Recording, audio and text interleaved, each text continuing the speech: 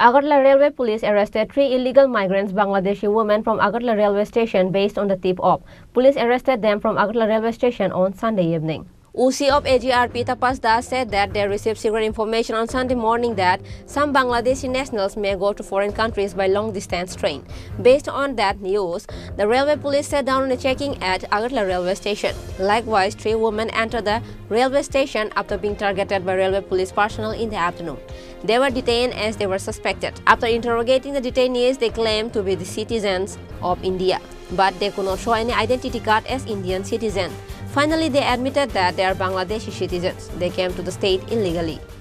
Actually, এটা গতকালকে সকালবেলায় আমাদের কাছে একটা খবর ছিল যে কিছু বাংলাদেশি লোক তারা বাইরের স্টেটে যেতে পারে, যে বিভিন্ন আমাদের যে দূরপাল্লা ট্রেন আছে।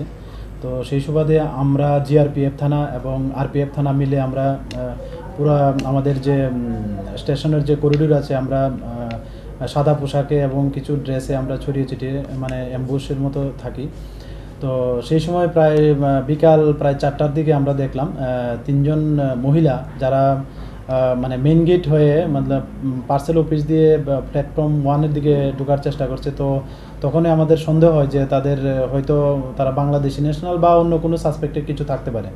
তারপর সেই সুবাদে আমরা তাদের জিজ্ঞাসাবাদ করি এবং জিজ্ঞাসাবাদে প্রথমত তারা বলেছিল যে তারা ইন্ডিয়ান নাগরিক এবং তারা যে 5টা কুড়িতে যে একটা ট্রেন আছে স্পেশাল ট্রেন ওটাতে করে তারা আহমেদাবাদে যাবে, কিন্তু বললাম যে তাদের আই কার্ড বা ওইসব কিছু দেখাতে, কিন্তু তারা দেখাতে ব্যর্থ হয় এবং তারা স্বীকার করে যে তারা বাংলাদেশি ন্যাশনাল, তারা বাংলাদেশ থেকে এসেছে এবং অবৈধভাবেই তারা ওই আহমেদাবাদে যেতে চেয়েছিল। এবং তাদেরকে যথারীতি আমরা অ্যারেস্ট করি এবং এই পারপাসে আমরা একটা আমাদের জিআরপি থানাতে একটা মামলা নেই এবং আজকে তাদের মহামান্য আদালতে পাঠানো হবে। কোন জায়গায় মানে ভারতে এসে সেই বিষয়ে জানা গেছে?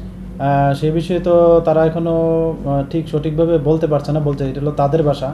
তো আমরা ওই বিষয়টা বিশেষভাবে আমরা দেখছি যে তারা কোন দিক থেকে আসছে বা এবং ওটার সঙ্গে আরও কে কে যুক্ত আছে আমরা এটা দেখছি। এটা তাদের ভারতে আসার পেছনে কি দালাল যুক্ত সক্রিয় কাজ করছে?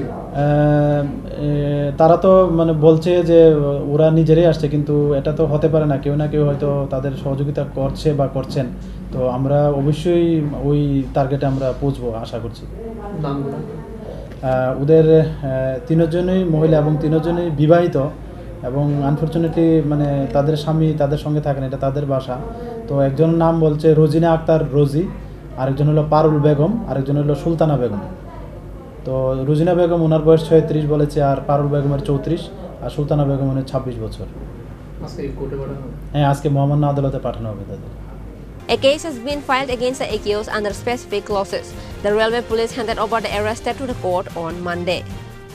Reported by Amit from Agartala, Chini Khorang.